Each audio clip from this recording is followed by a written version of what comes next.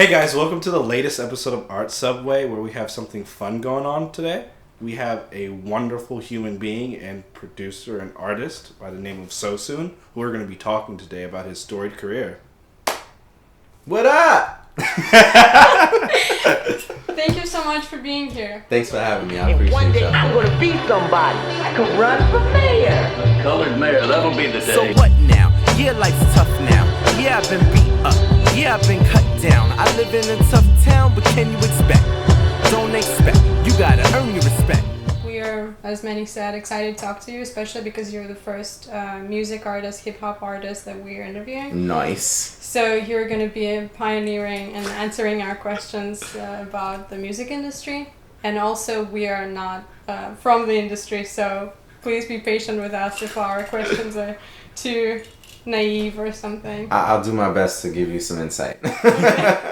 In our previous conversation, when we talked on Zoom, you called yourself a working class artist. Mm. And we're just curious about your upbringing and how it affected your creative process. I was raised primarily, I'd say, through my early teenage years, primarily by my mother and my grandmother. And then my mother eventually got remarried, and my stepfather played a pivotal role in kind of like bringing me through my teenage years through to, I was old enough to become an independent adult.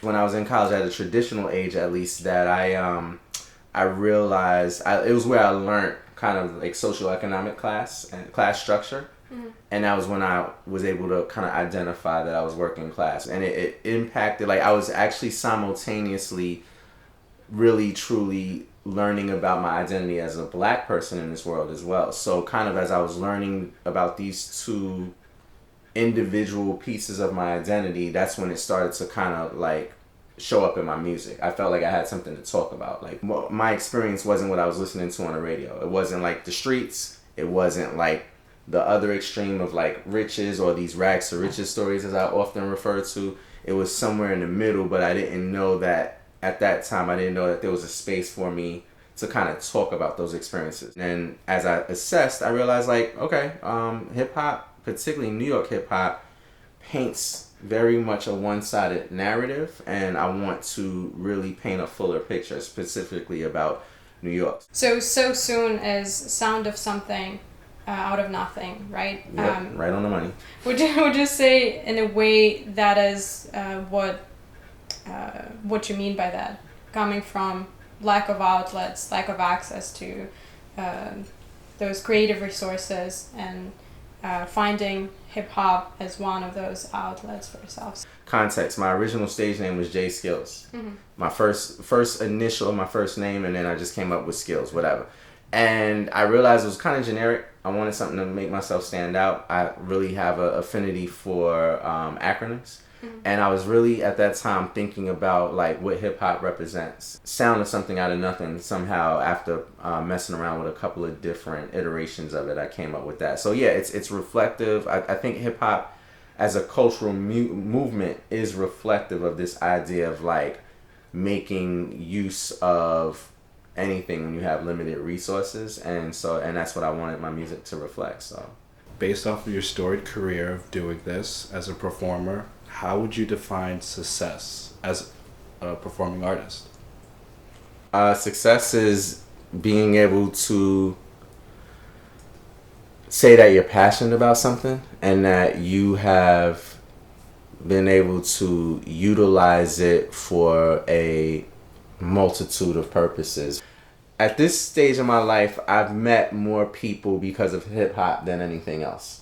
And that's big, and again, that's direct or indirect. And one of the best examples I give is that, so my partner, who I've been with for now 7 years, I met her when I was transitioning into youth development work. And the youth development work was the answer to the question of how do I use my craft, my talents, to generate income, because I was, making music and I wasn't generating income other than a couple of CD sales, an occasional performance that was a paid performance. And so then it occurred to me, probably through like mentors and other people around me who were doing it, like, oh, you can become a teaching artist. And so I wound up having an opportunity to like volunteer for this organization, and that's where I met my partner. 7 years, this is like now extended family, her friends, all her circles of friends. These have been relationships that have allowed me to travel outside of the country, outside of the state, perform in places I never would have imagined, meet people I never would have imagined. And then as far as all the whatever content is out there, it is a part of a legacy that like whatever I do stop, it's in the world forever. If it gets buried under millions of YouTube videos and millions of Spotify and streaming songs, if somebody just accidentally types in SoSoon looking for one thing and they find me and then go on a whole dive, they'll see all this music videos and all sorts of stuff or whatever, and it's just there. So I think that's success. And hip hop is so popular globally. Mm-hmm. I'm from Russia, and when I was growing up, teenagers were like every fifth person I knew was into hip hop, was writing songs, and I'm just wondering, what do you feel about that, and why you think it's so popular? So I talk about this with like young people and in just different spaces, and really what it boils down to is that hip hop is accessible. The whole reason why hip hop exists in the form that it does is because literally folks didn't have anything, but they figured out how to make the best use out of it. So like you think about the Bronx during the 70s when New York was going through like one of its worst times economically, and violent crime and all sorts of crazy things were happening. Things I can only visualize because I wasn't around for it.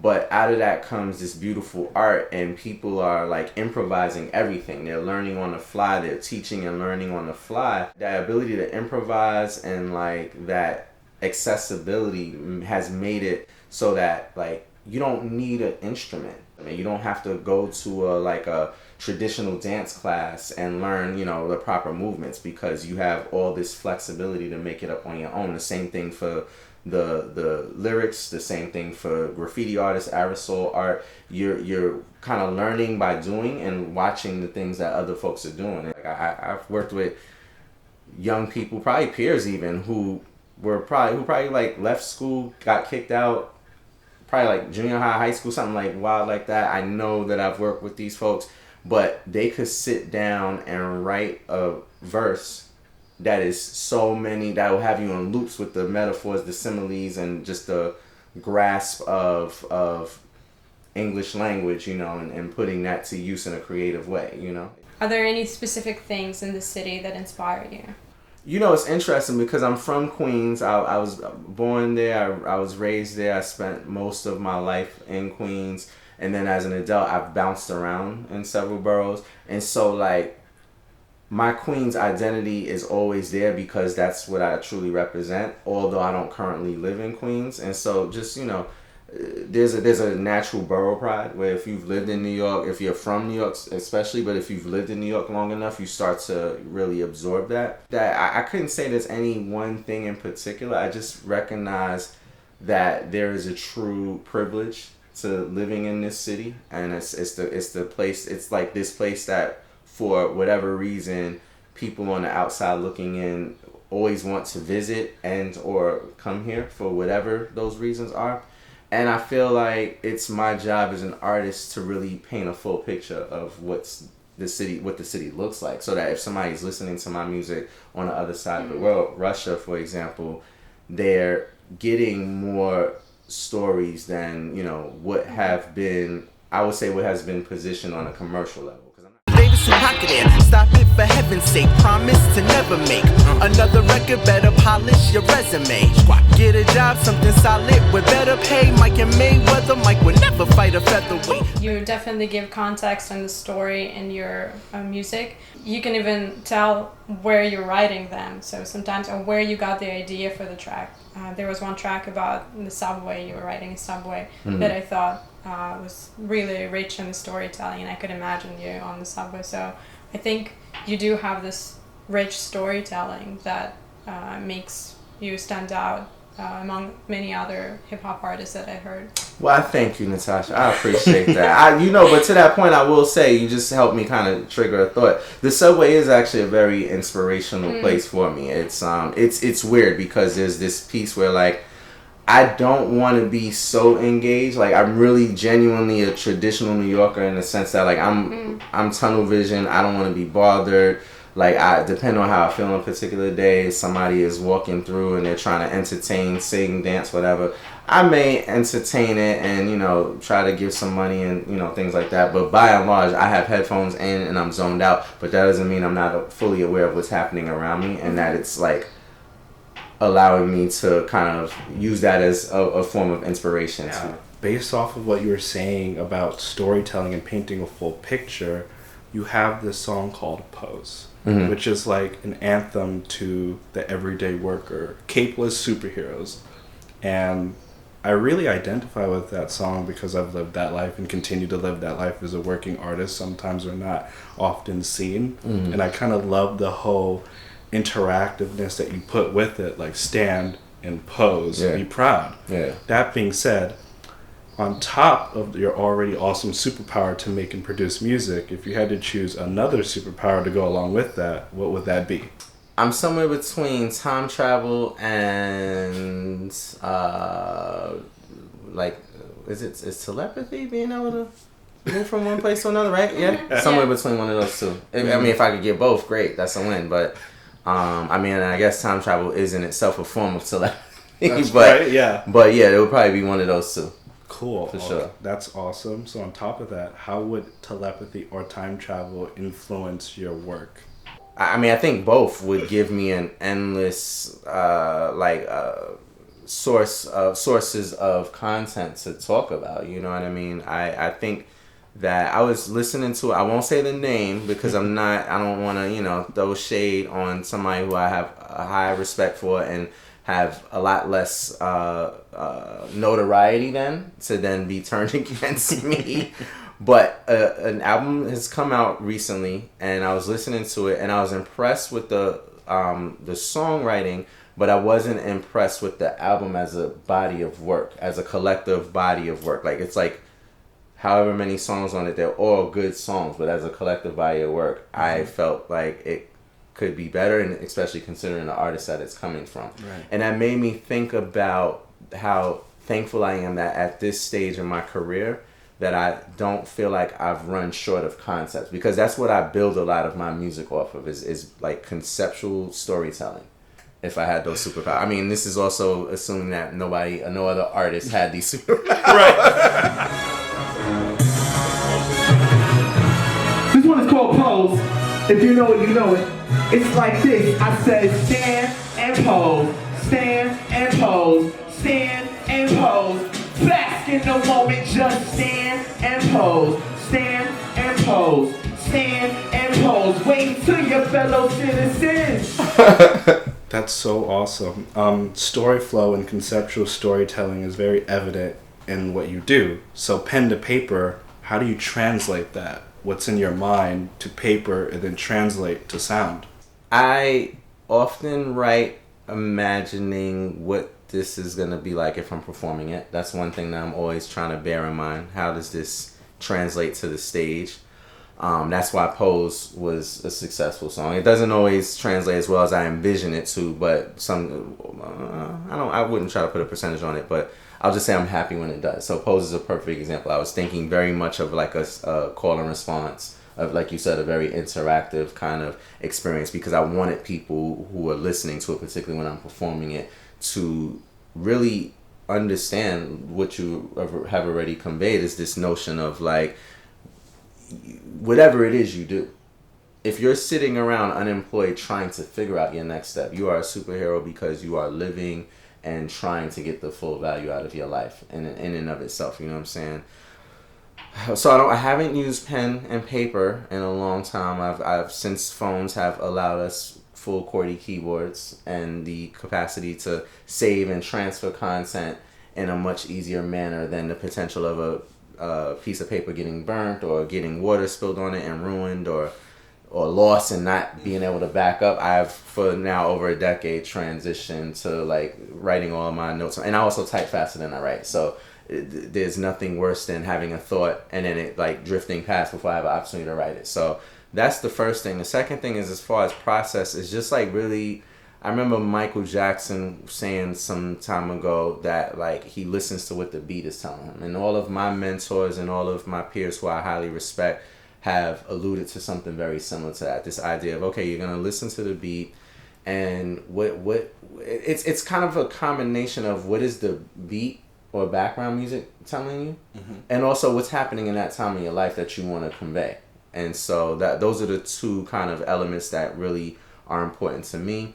And then from there, the writing process, I always refer to the writing process as like a puzzle, where like I might write a few lines and realize later that that's like the middle of the second verse. That's not the beginning of the story. You know, I might write a few more lines and be like, okay, I'm on to something for the chorus. This is picking up, but there's no particular order. So it's like a very much of a puzzle process for me.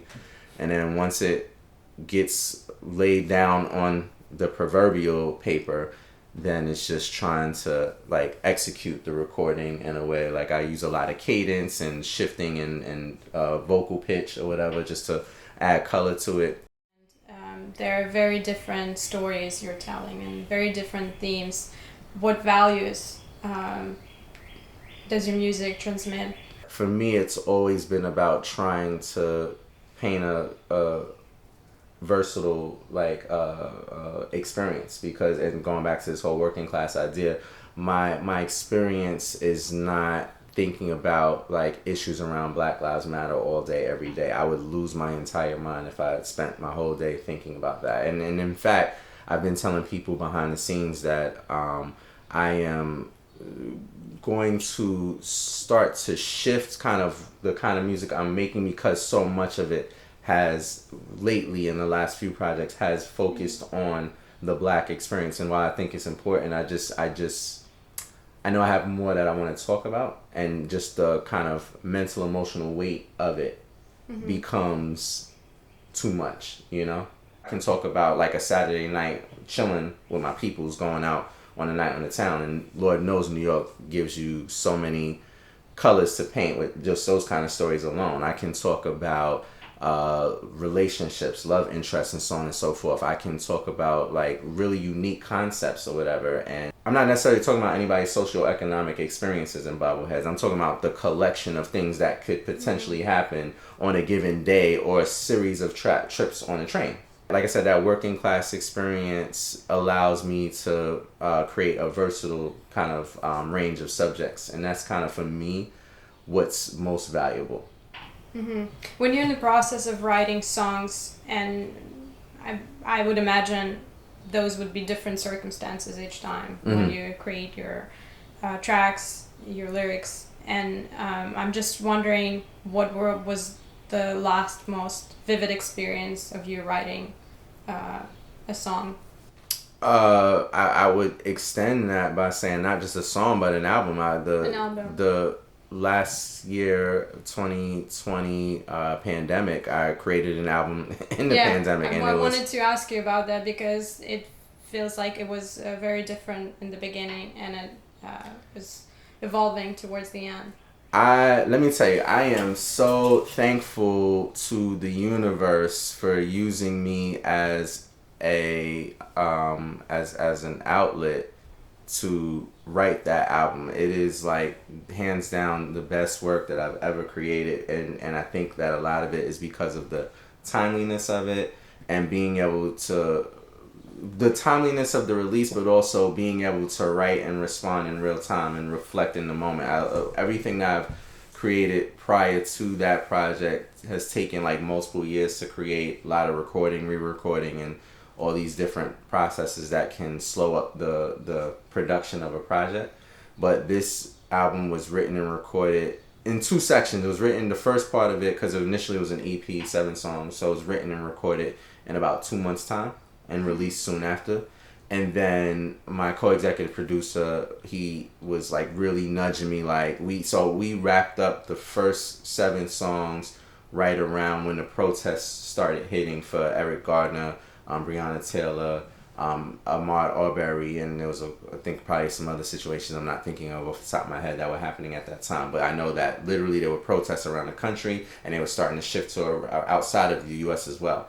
And so the last song at that time was Tired, and it was like I wrote it like on the day that I was supposed to be wrapping up the mixing, and yeah, there wasn't supposed to be any more songs recorded at that point, but I felt so compelled to respond, but it was from this very like exhaustive place. And then it was my co-executive producer who was like, that's an important song and there's more. And I was like, can we curse?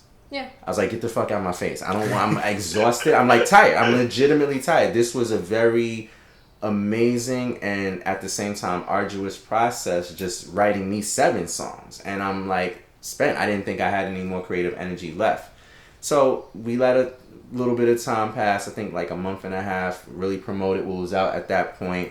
And then I started to think about, okay, so the protests are now happening and there's an anger that I haven't processed. So yeah, sure, we can kind of dive into that. And then, so now I think that the additional 4 songs make it a classic. I think the 7 songs made it amazing. Mm-hmm. But I think the additional 4 made it a classic. And I'm very honest with myself. I'm not going to be one of these artists who's going to tell you that everything I write is the hottest thing ever. I'll tell you, like some artists will not tell you whether or not they have a favorite song on their project. I'll tell you this was my favorite to write, or this was my favorite, whatever. I'm very honest in terms of the self-reflection, but I say all this to say that was just, man, if I dropped the pen tomorrow and I said this is it, I would be so thankful to rest my hat on that experience in and of itself. Mm-hmm. Yeah, it was really powerful. I agree. Thank you. And do you feel like the industry changed after the events of 2020, or do you feel like maybe the change is still coming? TBD. We'll see what happens. I think now that things are opening up, we're going to see what's happening. I'm personally in conversations with a company who pivoted to doing virtual performances, and basically what they would do is send a whole kit to the artists so that they could run a high quality live stream virtual or pre-filmed virtual performance. So they're sending like the audio box. They're sending a 3D camera, not 3D, 360 camera, a regular camera. And these are all high quality cameras. And then they're like on FaceTime or whatever with the artist, showing them how to set up the space so that, this camera goes over here, this goes over there, whatever. And what they were telling me is that now that the world is starting to open back up, that they're going to look to create hybrid events where it's like you can have a ticketed event that will be streamed live, and you can still have people in the venue live. And these things have been happening, but I think they're going to happen at a larger rate now. And so it opens up opportunities for independent artists like myself to capture my friends, my fans who are outside of New York, or people who are just not comfortable being in person yet. So I'm going to do something fun with you. Okay. I want to do some rapid fire questions. Mm-hmm. And I'm going to say a couple of names. And I want you off the top of your head, one word to describe the feeling of that name. Couple names, 10 words to describe the feeling. I'm joking. Here are the names. Michael Jackson. Greatest. Oh, feeling. Yeah. Nostalgia. J. Cole. Talented. Busta Rhymes. That's my favorite, so I kind of can't just give one word. That's like my favorite of all time. Energy. Sade. Passion. Luther Vandross. Soulful, spiritful. Is spiritful a word? I made it up. Don't ask me. Words are inventions. Somebody had to make them up. If spiritful is not a word, guess what? It is now. And finally, Anita Baker. Damn, I have to use nostalgia again because like a lot of the names you gave are the artists that I grew up listening to, and I can't say that they personally inspired my music, but these were, a lot of these names are what my mother was playing growing up. Anita, Sade, Luther, Michael Jackson. So wow. So the reason why I picked these is exactly for what you said, and I know that there's a particular connection to Anita Baker in particular for you. Do you feel comfortable talking a little bit about that? You must have researched something that I'm not quite aware of, but I know, like, so yeah, I grew up on Anita, one of the many, but I can say that a fond memory that I have that's more current is a few years ago being able to, along with my partner, being able to surprise my mother and stepfather with tickets to see Anita, and it was like on her last, on her like final tour. Like she's like hanging it up after that, unless she decides to pop back out and give us some more of her brilliance.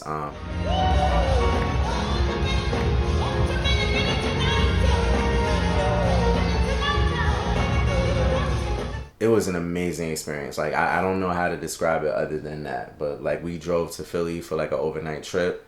Being able to know that I am in a position to present that kind of experience to my mother and my stepfather was part of the collective experience. But just being able to see a legend just doing what she did, it was just amazing. Instagram post from how you're dressed right now, you're a very fly individual. Well, thank you.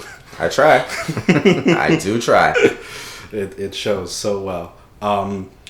Would you like to talk a little bit about your apparel brand, a little bit about your style, and does it influence your music as well? I'm still shocked that it's only within the last year that I even thought to have an apparel line. This is not something that I endeavored for at all, believe it or not.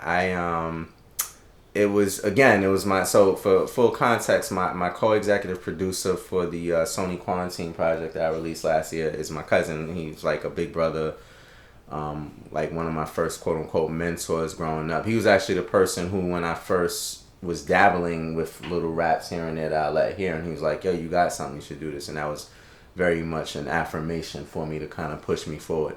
But so we did the EP last year, and you know, he's buzzing in my ear about releasing more songs. I'm like, you know, get out of here, get out of my face, I'm done.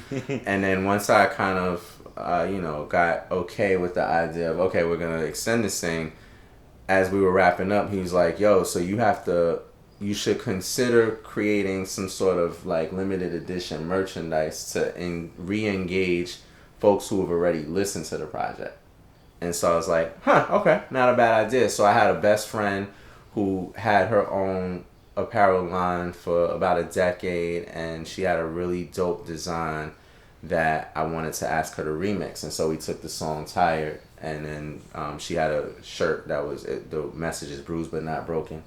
And so I said, can we do Tired but not broken? So she changed some of the colors and, you know, whatever, and the design came out good. But then I was thinking of a lot of other little designs here, spinning my name and doing different things. She was like, oh, you should start your own. And it's one of those things that it's like a lot easier to do now, to like get off the ground, to sustain. And I'm learning very quickly that it takes a lot of work, you know. Fashion has been important to me. How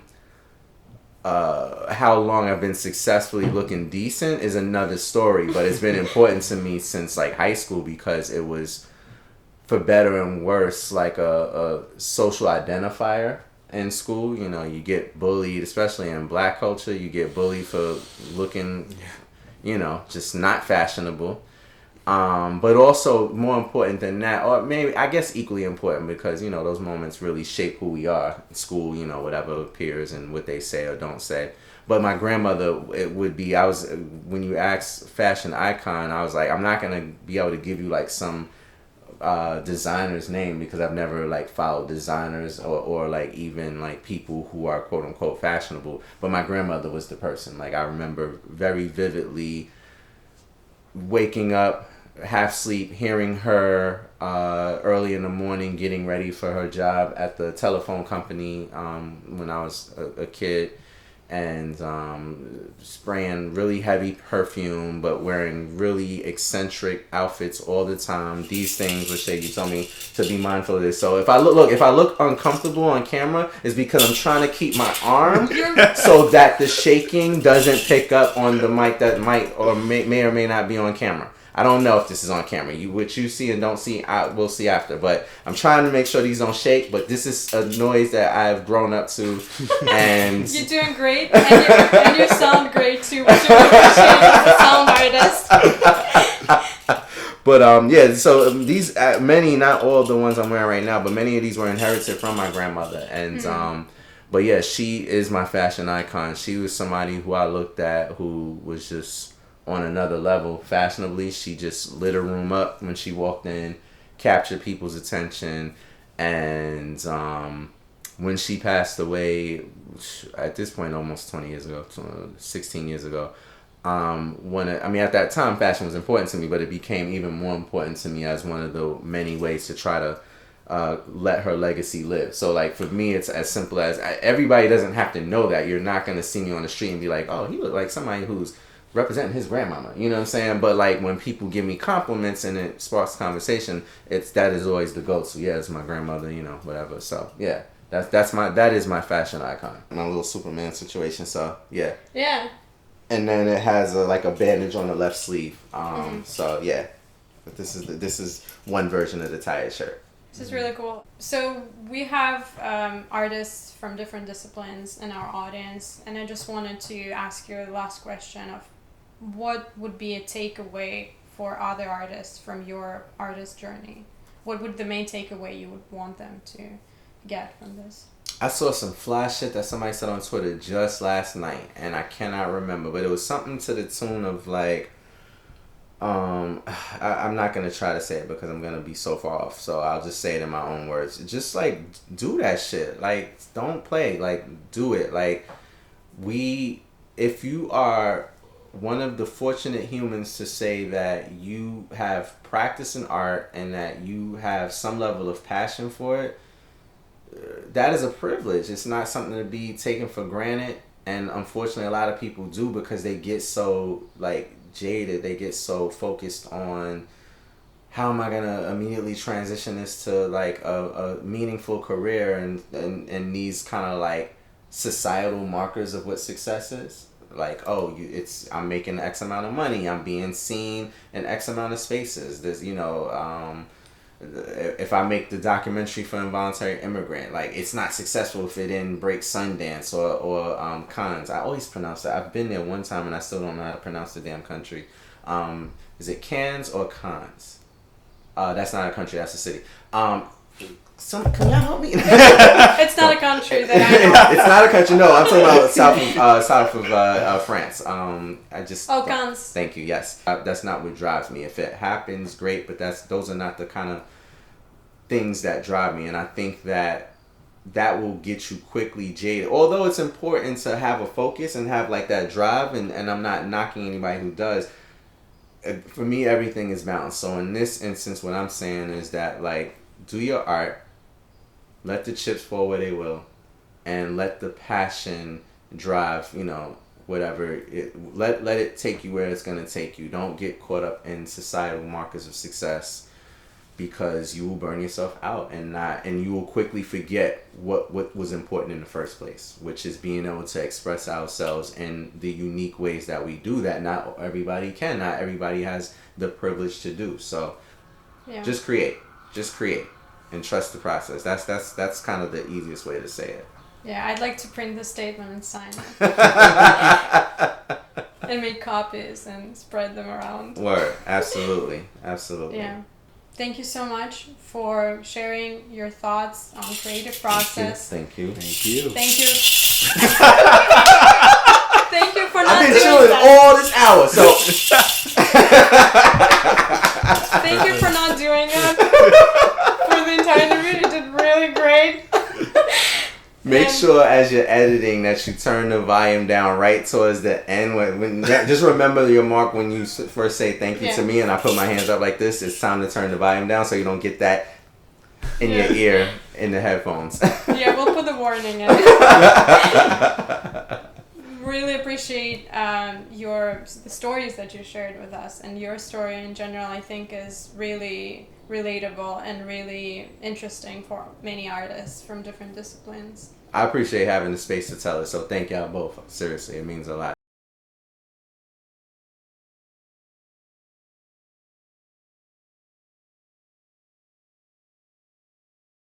One of the things on your wish list is to create a music video or learn how to create your own music videos. So we wanted to help you with that or see how we can collaborate with you on that. and we have some ideas that we wanted to share with you. I'm excited. Holla at me.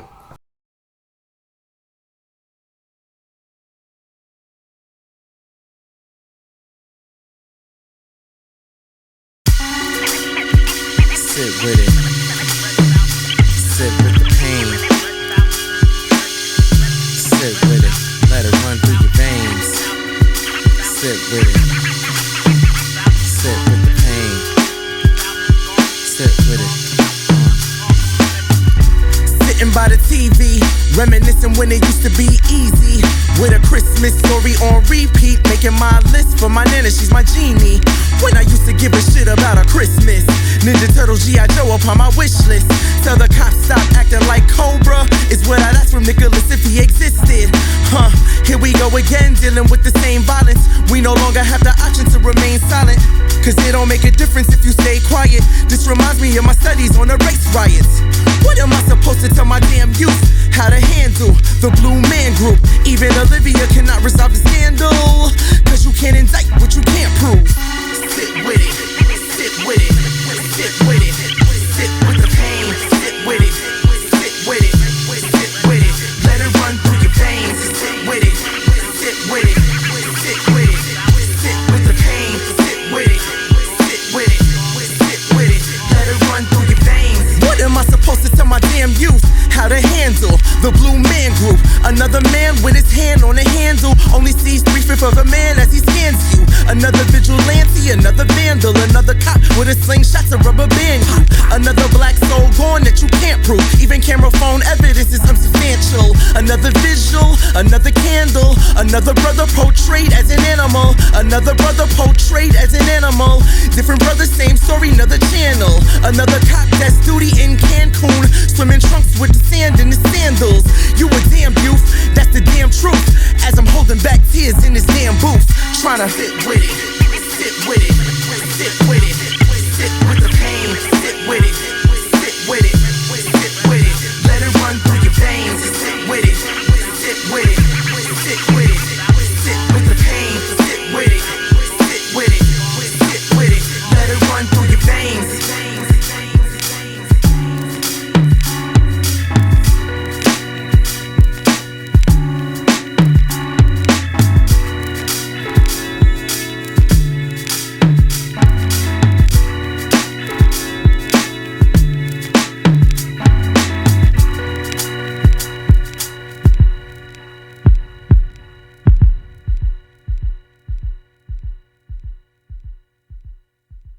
Awesome. Thank you guys so much for watching. Make sure to like, share, comment, and subscribe because these videos are super fun. And yeah, we hope to see you again in the next video. Give it like 3 seconds. Okay. Yo, this is a dope. I know you were talking about moving it, but I didn't actually take the time to look at it. I like this. Are you gonna put like art and like posts above the sign? Well, we did have, but we just changed it. Okay. What do you mean, like what type Like of art? the word art, so it's like Oh, yeah. art subway. Maybe we'll like spray paint it. Oh, That's dope. That's dope. You're looking at me like, kid, I'm gonna do it. I'm gonna do it. Yeah, I'll do it. Yeah.